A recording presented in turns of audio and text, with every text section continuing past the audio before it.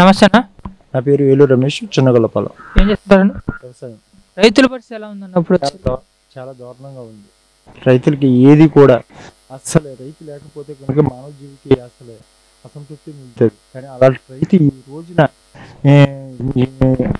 సజీవంగా దానంగా అయిపోతున్నారు. ఈ రోజున అసలు తింటాక కూడా కోడి లేక నీళ్ళు లేక ఆత్మహత్యలకి ఎక్కువ ఆత్మహత్యలు జరుగుతున్నాయి. రైతే లేక రాజు కూడా లేడు. అదే విధంగా తీసుకుంటే రైతులకు అండగా ఉంటాం అని చెప్పి రైతు భరోసా కేంద్రాలు ఏర్పాటు చేస్తున్నారు. అవన్నీ ఉచిత మాటలే. ఒకసారి 2 సార్లు కేంద్రం నుంచి వచ్చిందే కానీ తర్వాత జగన్మోహన్ రెడ్డి గారు ఏమీ చేయలేదు రైతులకి. 1 సంవత్సరం వేసిన మాట వాస్తవమే కానీ కర్మ ఈ 4 సంవత్సరాల్లో కూడా నిల్లు.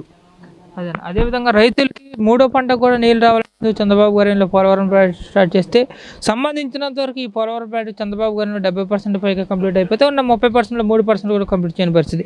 దీనికి సంబంధించినంత వరకు వైసీపీ సంబంధించిన ఇద్దరు ఇరిగేషన్ మంత్రులు ఎవరైనా సరే, ఒకళ్ళు వచ్చారు అనిల్ కుమార్ యాదవ్ గారైనా కానివచ్చు, ఒకళ్ళు వచ్చారు కంబటి రాంబాబు గారు కానివచ్చు, అసలు ఇరిగేషన్ ప్రాజెక్టుల గురించి చెప్పారు. దాని మీద మీరు 2019లో చంద్రబాబు నాయుడు గారు 70% పూర్తి చేశారు. అనిల్ కుమార్ యాదవ్ అని ఇరిగేషన్ డిపార్ట్మెంట్ కింద పనిచేశారు 2 సంవత్సరాలలో. 2021లో కల్లా కంప్లీట్ చేస్తా అన్నాడు. అది లేదు.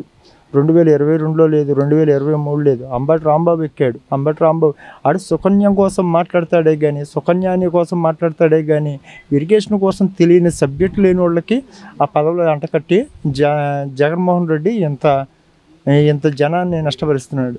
అదేవిధంగా తీసుకుంటే వైసీపీకి సంబంధించినంత వరకు ఎమ్మెల్యే టికెట్ కావాలంటే సంబంధించినంత వరకు జగన్ గారు అంటే ఏంటంటే లోకేష్ గారిని కానివ్వండి, చంద్రబాబు కానివ్వండి, పవన్ కళ్యాణ్ కానివ్వండి, వీళ్ళని తిరిగితే తప్ప మంత్రి పదవి అంటారంటే దాని మీద మీరు ఇప్పుడు కూడా మినిస్టర్ అనేది 5 సంవత్సరాలు ఉంటుంది. కానీ 2 సంవత్సరాలున్నర అంటే 2 సంవత్సరాలున్నర ఎక్కడ ఏ రాష్ట్రంలో లేదు. మన రాష్ట్రంలో మాత్రమే కలిగింది. ఎందుకంటే 2 సంవత్సరాలన్నరలో ఎవరైతే మన మాజీ సీఎంని కానీ పవన్ కళ్యాణ్ గారిని కానీ తిట్టిన వాళ్ళకైతేనే 2 సంవత్సరాలకు మార్చి చేసింది ఒక జగన్మోహన్ రెడ్డి. అదేవిధంగా తీసుకుంటే ఇప్పుడు వచ్చేసరికి పర్యాటక రంగం పరిస్థితి ఎలా ఉందంటారు? పర్యాటక రంగం చాలా దారుణంగా ఉందండి.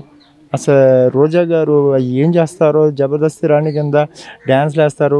ఒక ఆడవాడికి ఒక మంత్రి పదవి వచ్చిందని చాలా గౌరవంగా ఉండాలి. కానీ దమ్ముంటేరా మగవాళ్ళనేమో చాలా నీచంగా మాట్లాడతాం, ఆవిడ రెచ్చగొడతాం, ఏం పీకుతారు అన్నట్టు లాంగ్వేజ్ మాట్లాడతాం. ఆవిడ మళ్ళీ ఈ కృష్ణా జిల్లాకి ఇన్ఛార్జ్ అంట.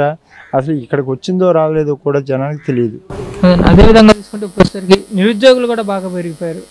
దీనికి కారణం ఏంటయ్యా అంటే మన రాష్ట్రంలో ఎక్కువ మంది చదువుకుంటున్నారు కాబట్టి ఉద్యోగాలు ఇవ్వలేకపోతున్నాం అని చెప్పి విద్యాశాఖ మంత్రి గారు బొత్స సత్యనారాయణ గారు అంటాం పరిస్థితి. సంబంధించినంత వరకు ఐటీ శాఖ మంత్రివర్యులు మనకు వచ్చారు గుడివాడ అమర్నాథ్ గారు అసలు ఐటీ పరిశ్రమ గురించి పట్టించుకున్న పరిస్థితి. ఐటీ శాఖ మంత్రి గారు గుడ్డు పదులుతుంది అంటారే కానీ అసలు ఐటీకి ఇబ్రవేషన్ చెప్పలేను. ఐటీ శాఖ మంత్రి, విద్యాశాఖ మంత్రి ఉన్నాడు. విద్యాశాఖ మంత్రి నేను అని ప్రమాణ స్వీకారం చేయమనండి. స్పష్టంగా చేయలేని పరిస్థితి బొత్స సత్యనారాయణ. అదేవిధంగా తీసుకుంటే ఇప్పుడు వచ్చేసరికి మీరేమన్నా ఆస్తులు అనుకుంటే సంబంధించినంత వరకు దాని ఒరిజినల్ డాక్యుమెంట్స్ ప్రభుత్వం దగ్గర ఉంటాయంటారు. జిరాక్స్ కాపీలు మీకు ఇస్తామంటారు. ఆ జిరాక్స్ కాపీలు మేము ఏం చేసాం? పక్కన వాటిల్లో ఉంటే వాళ్ళ పట్లాలు ఏమైనా కట్టుకుంటారా? అవి ఏం చెప్పండి, మీరు చెప్పండి. మీకు తెలిసిన ఉంటుంది కదా, మీరు చెప్పండి. ఏం చేసుకోవాలి ఆ జిరాక్స్లు? మా పొలాల మీద భూముల మీద వాళ్ళు పెత్తనాలు చేయిస్తాకండి. మాకు పొలం ఉందంటే, రైతుకి పొలం ఉందంటే ఏదైనా ఒంట్లో లోపం ఉండి బాధలు ఉండి ఏదైనా ఉండి ఆసుపత్రికి వెళ్తే ఈ కాగితం చూపించుకుని 10 రూపాయలు అప్పు తెచ్చుకుంటాకనే ఉంటుంది. అది కూడా జగన్మోహన్ రెడ్డి దగ్గర పెడితే ఏం చేయాలి? రైతులు చావాలా? పొలం గలవాళ్ళు చావాలా? అదేవిధంగా తీసుకుంటే ఇప్పుడు వచ్చేసరికి సిద్ధం సభలు పెడతామంటున్నారు. ఈ సిద్ధం సభలకు ప్రజలు భారీగా తరలి వస్తున్నారు అని చెప్పి తెలుగుదేశం శ్రేణులు కానివచ్చు, జనసేన శ్రేణులు కావచ్చు బాగా భయపడుతున్నారని చెప్పి వైసీపీకి సంబంధించిన అధికారులు కానివచ్చు, నాయకులే కానివచ్చు, కార్యకర్తలే కానివచ్చు అంటున్నారు. దాని మీద అభిప్రాయం? సిద్ధం సభలకి జనం బాగానే వెళ్తున్నారు. ఎందుకంటే నేను ఒక మండలంలోనే 16 గ్రామాలు ఉంటున్నాయి. గ్రామానికి వచ్చేటప్పటికి 30 మంది వీళ్ళు వాలంటీర్లు ఉంటున్నారు. సచివాలయం సిబ్బంది మంది ఒక 20 మంది ఉంటున్నారు. ఆశా వర్కర్లు ఒక 10 మంది, ఒక 20 మంది ఉంటున్నారు. అంగన్వాడీ కేంద్రాలు ఒక 7-8 ఉంటున్నారు. టీచర్లు, ఆయాలు ఉంటున్నారు. వీళ్ళందరూ ఒక గ్రామంలోనే, మా గ్రామంలోనే 100 మంది ఉంటున్నారు. 100 మంది ఉండేటప్పటికి వీళ్ళని బలవంతంగా బహిష్కారంగా ఉద్యోగాలు పీకేస్తాం, డబ్బులు ఇవ్వ అంటే నేను ఈ 16 గ్రామాల నుంచి 1600 అవుతున్నాయి. 1600 అవుతున్నాయి. అందుకుని భయపడే వెళ్తున్నారు తప్ప ఎవరో మనస్ఫూర్తిగా కానీ వెళ్తలేదు. అదేవిధంగా తీసుకుంటే ఇప్పుడు వచ్చేసరికి లోకేష్ గారి శంఖారావం సభ ఎలా సాగుతుంది అంటారు? దాని మీద మీ అభిప్రాయం? లోకేష్ గారి సంఖ్యారామం భారీ విజయంగా సాగుద్ది. ఏం కంగారు పడక్కర్లేదు. సిద్ధానికి బుద్ధి చెప్పేటట్టే ఉంటుంది. అదేవిధంగా తీసుకుంటే ఇప్పుడు వచ్చేసరికి బీజేపీతో తెలుగుదేశం పొత్తుని ఎలా చూస్తారు? ఇప్పుడైతే బాగానే ఉందండి, ప్రస్తుతానికి బాగానే ఉంది. అదేమి విషయం ఏం కాదు. ఇప్పుడు వచ్చేసరికి షర్మిల గారు కూడా జగన్ గారిపై చేస్తున్నటువంటి వ్యాఖ్యలు ఎలా చూస్తారు? ఏమండి, తను బాధపడింది, తన సొంత చెల్లెలే బాధపడింది. అన్న బాధ పెట్టిన బాధలు బయటికి చెప్పుకున్నది. అది ఇంకొక చెల్లెలకి ఈతనేం సాయం చేయగలడు? వాళ్ళ చిన్నాన్న కూతురు సునీతమ్మ కూడా గతంలో ఈయనకి వైద్య పరీక్షలు కూడా చేసింది. ఆవిడ డాక్టర్ అయ్యి కూడా ఈ రోజున దయచేసి మా అన్నకు ఓటు వేయొద్దు అని చెప్పేదాకా వచ్చింది. అదేవిధంగా చివరగా మొన్న రాజేష్ మహాసేన గారికి కూడా ఎమ్మెల్యే టికెట్ ఇస్తే దానికి సంబంధించినంత వరకు ఆయన్ని కూడా ట్రోలింగ్ చేయడం జరిగింది వైసీపీకి సంబంధించినంత వరకు. దాన్ని ఎలా చూస్తారు?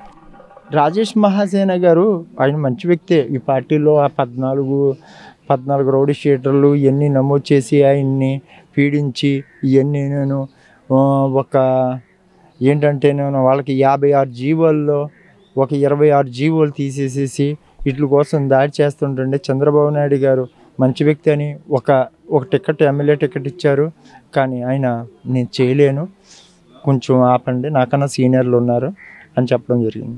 ఎవరు ముఖ్యమంత్రి అయితే మన రాష్ట్రం అభివృద్ధి పదాలు నడుస్తుంది? చివరిగా గౌరవులు నారా చంద్రబాబు నాయుడు గారే ముఖ్యమంత్రి అయితే ప్రజలకి బాగుంటుంది, ప్రజాధనానికి బాగుంటుంది, ఈ రోడ్లు బాగుంటాయి.